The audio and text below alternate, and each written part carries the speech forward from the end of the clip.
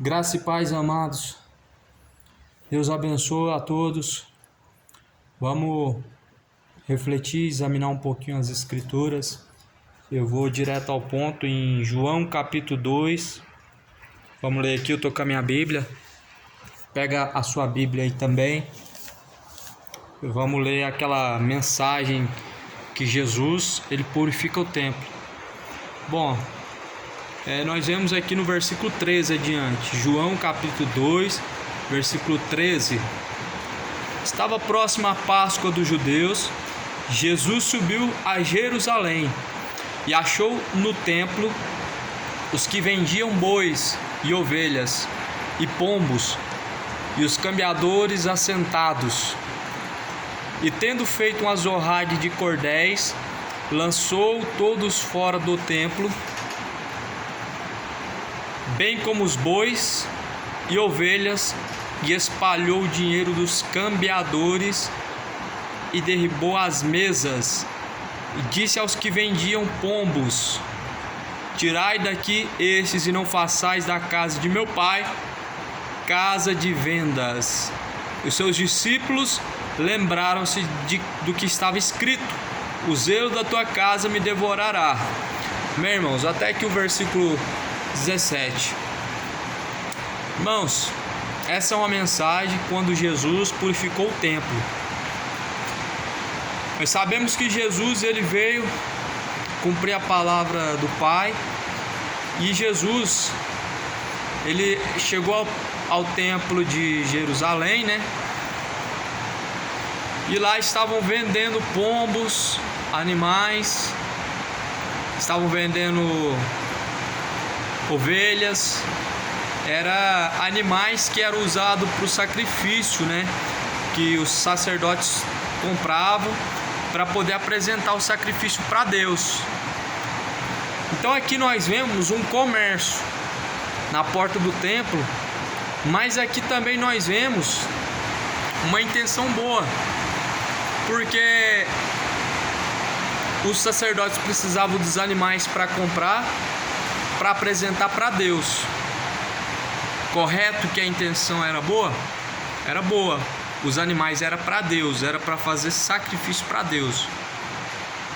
E eles estavam vendendo na porta do templo. Porém, Jesus ele não aprovou essa situação.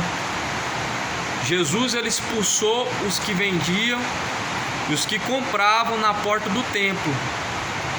Jesus expulsou os sacerdotes, Jesus expulsou os cambiadores com um chicote de cordas. A Bíblia vai dizer que Jesus fez um chicote de cordéis, ou seja, de cordas, e ele derribou a mesa dos que compravam e dos que vendiam. Ele colocou essas pessoas para correr. Ele disse: não façam da casa de meu pai um covil de ladrões e salteadores.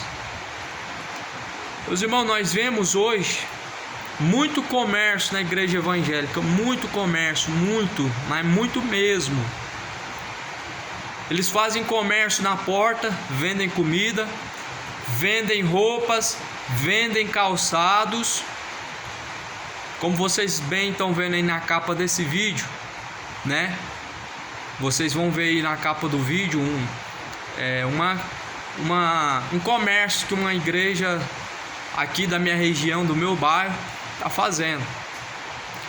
Eles vendem hot dog, faz até promoção, vendendo hot dog com um copo de refrigerante por tantos reais. Isso está de acordo com a palavra de Deus? A palavra de Deus manda vender alguma coisa? O que eles estão fazendo com essa mensagem? Que Jesus ele mandou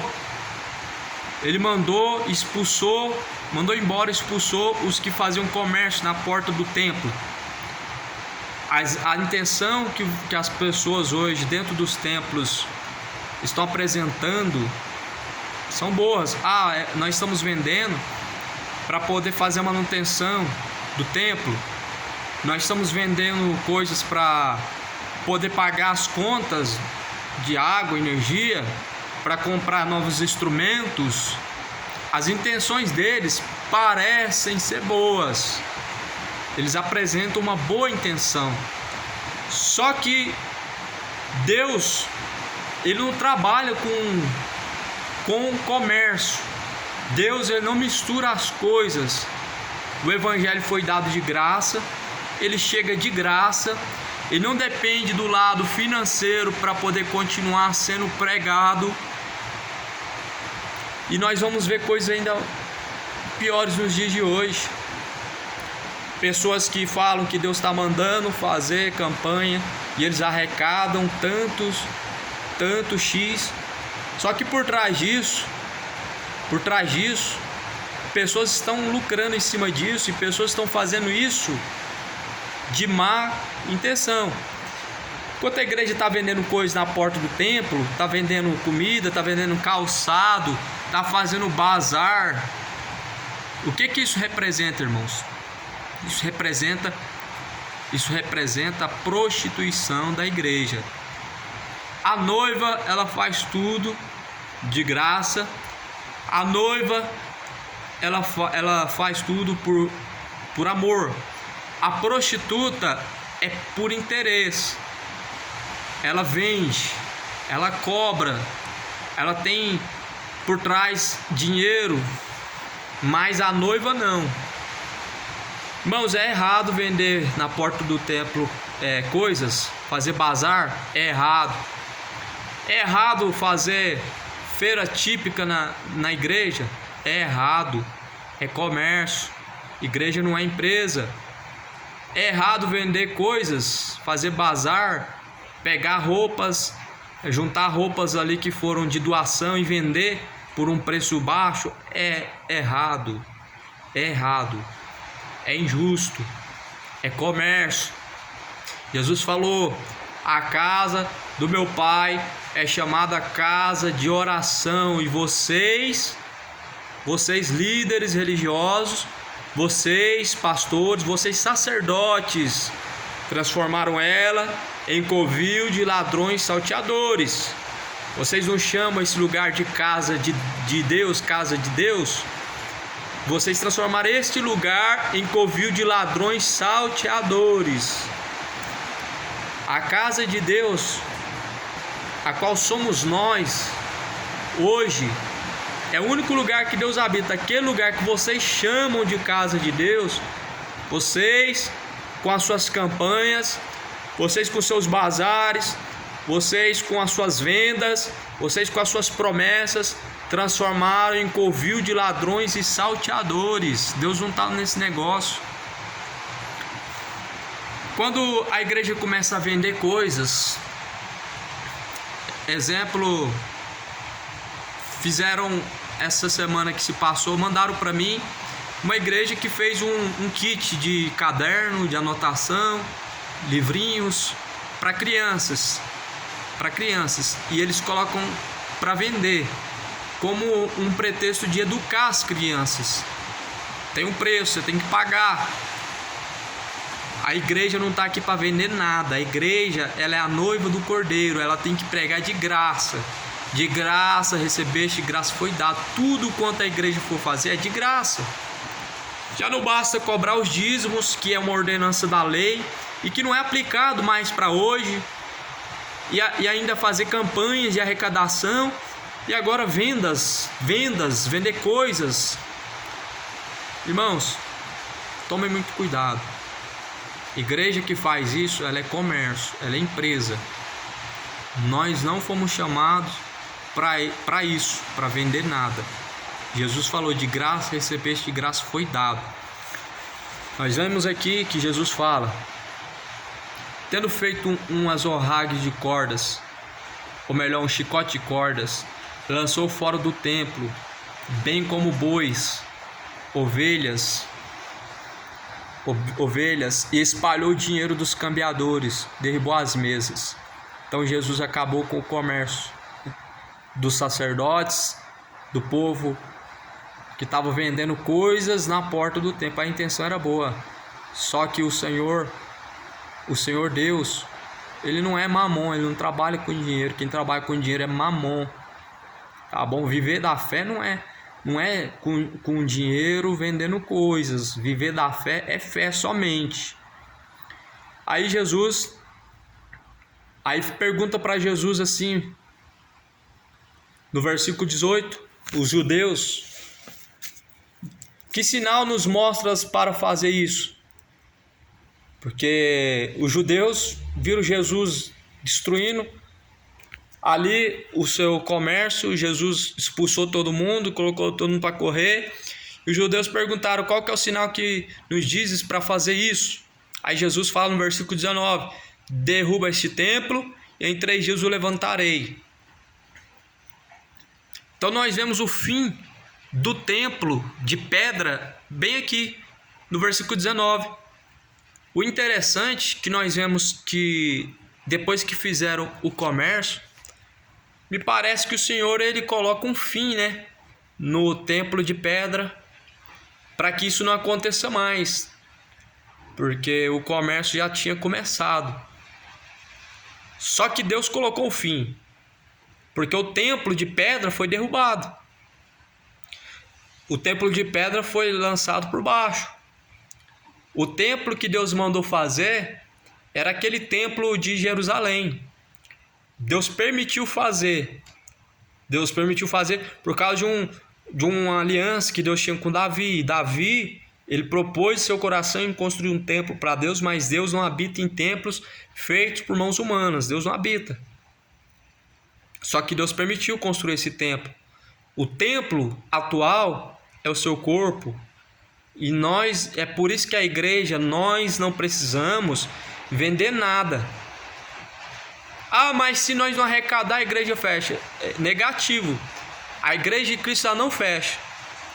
Sabe por que a igreja de Cristo não fecha? Porque a igreja de Cristo, ela está firmada sobre a rocha verdadeira. A rocha verdadeira é Cristo. Essa é a rocha a qual a sua igreja está firmada. A igreja do homem ela cai por quê? Porque ela está firmada no financeiro. Ela está firmada nisso aqui, dinheiro, pedras. Se não tiver dinheiro, as pedras caem. Se não tiver dinheiro, as portas fecham. Mas Jesus falou: contra a minha igreja as portas do inferno não prevalecerão. Não prevalecerão. A igreja de Cristo ela não tem como ser fechada pelo homem. Se não tiver dinheiro, ela permanece aberta. Se ela não tiver um templo, ela permanece aberta. E isso é uma vergonha para a igreja hoje, ver ela arrecadar dinheiro para construções, enquanto famílias estão necessitadas, enquanto seus membros estão passando por dificuldade, enquanto o mundo está passando fome, e vocês fazendo comércio, fazendo barganha com Deus, com campanhas, promessas, falando que as pessoas vão ser abençoadas se elas der tanto, falando que essas pessoas vão ter o dobro se elas der tanto, e se elas têm que fazer prova de Deus ainda, se ela der o dízimo, tem que provar a Deus. Vocês estão tentando a Deus com isso, estão envergonhando a igreja de Cristo.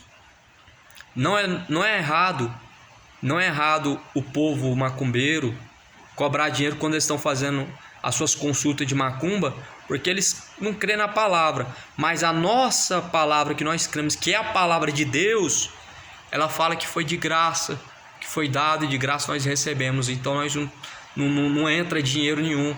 Jesus não fala de dinheiro, Jesus ele fala que foi de graça. Então nós fomos comprados por um bom preço, o preço do sangue de Cristo.